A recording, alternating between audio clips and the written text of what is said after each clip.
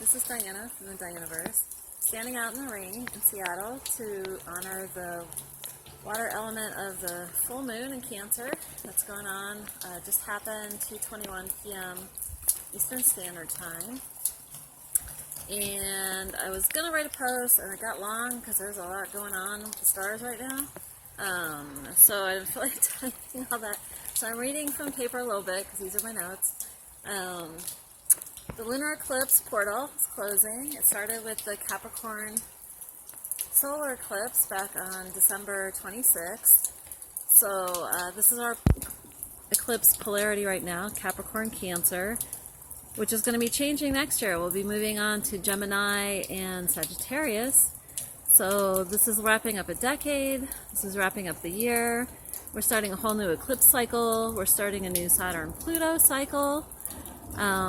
Those happen like every 33 to 38 years because their orbits are a little bit elliptical and they're not like super regular every time. Have you done the work? The Capricorn work, right? If you've been working since the solar eclipse on the Capricorn stuff, all the structure, restructuring, reorganizing, updating your rituals, your daily life, you might go into this Cancer moon, which is all about home and family and stuff, feeling pretty good because you've worked on your stuff, right? You might feel nurtured, and I've been feeling pretty comfy because I've been working a lot. And this eclipse is also right on my nodes. This is also hitting the north and south node.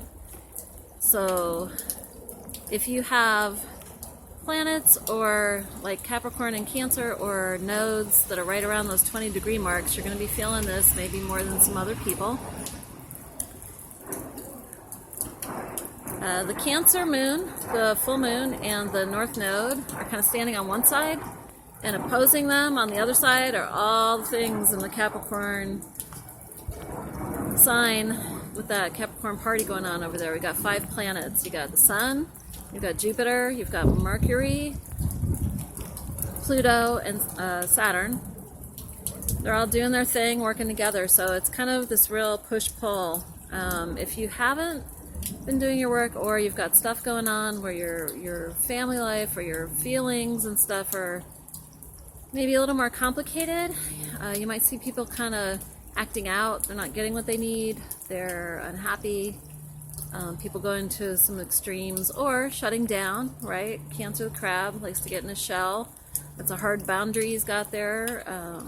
You might not be able to get through to someone who's really got some stuff going on inside right now.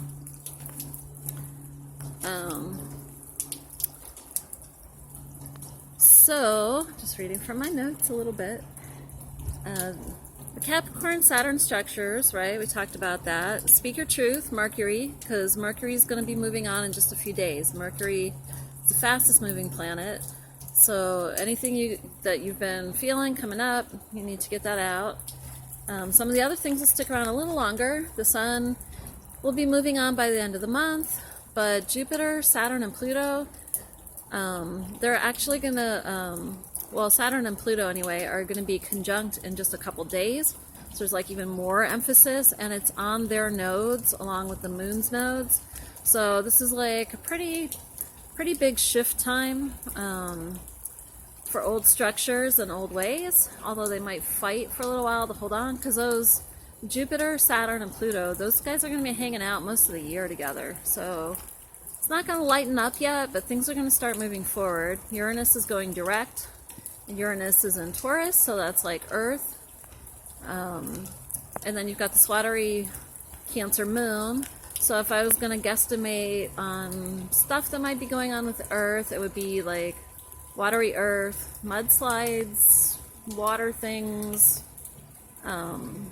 possibly earthquakes. Uranus is kind of like sudden shocks, but haven't seen anything like that going on yet. We'll see.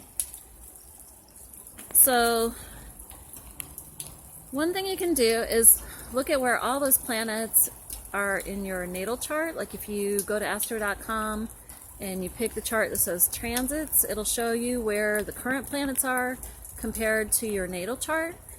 You can see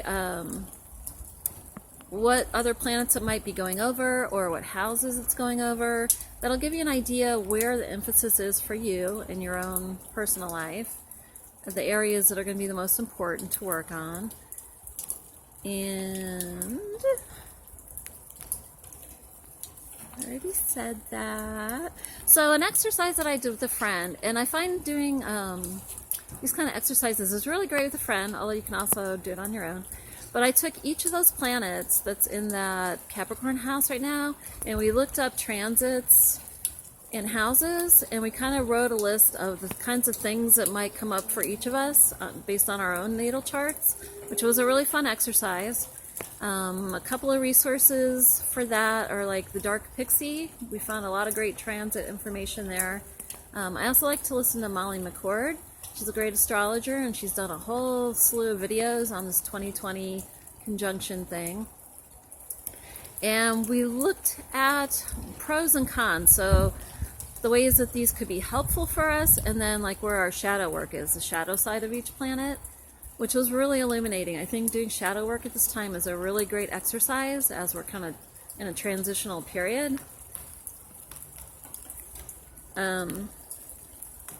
It's going to kind of, the full moon eclipse is going to kind of bring to light a lot of those shadow things so that you can work on them. And they might feel kind of tender because it's in Cancer.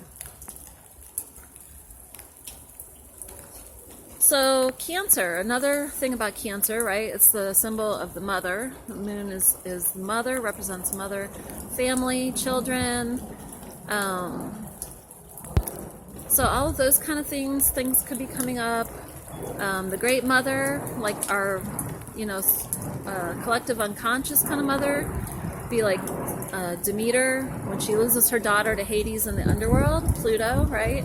Pluto could kind of be the world, like the structures that take us away from our inner feminine child, our inner child on the feminine side. It doesn't matter what gender you are for that. Everyone's got their masculine and feminine tendencies.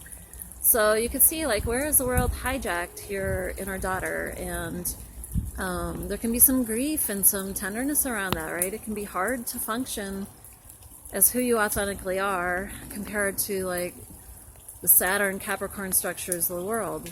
And Pluto's like, you got to go through it, whether you like it or not. So you might figure out where you have to compromise, where you have to go in and do some inner work and give her a little space, give her a hug, nurture her, and we kind of need to embrace those sides of ourselves even if they don't fit in the world. So sometimes you have to compromise with your time, where you make time for exploring those sides of yourself in order to feel happy, to feel complete, to have emotional balance, right? Demeter regulated, once her daughter was abducted, she regulated winter and summer. She kind of went between the two, right? There can also be ancestral work, things coming up from the past, people popping up from the past. It can be good to explore some archetypes, like if you do goddess work, you could do Isis and, of course, Demeter again. Danu, Parvati would be a good one. If you're working with more native things, it could be like the 13 grandmothers comes to mind, or any kind of ancestral work. Like, I'm not trying to promote any particular culture, but just throwing out some examples of things that people might recognize from their culture that they could work with.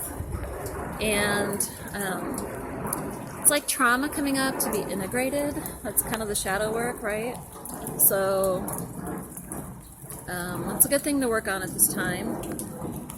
And could be also like the earth, right? The earth, Mother Gaia, losing her children, losing her trees, losing the animals, looking at like destructions of the rainforest. Like, I'm really happy to see this rain in Seattle right now because, y'all, it has not been raining this much last few years. The trees are kind of dying. This was a rainforest here. The trees draw in the rain. Like, not everyone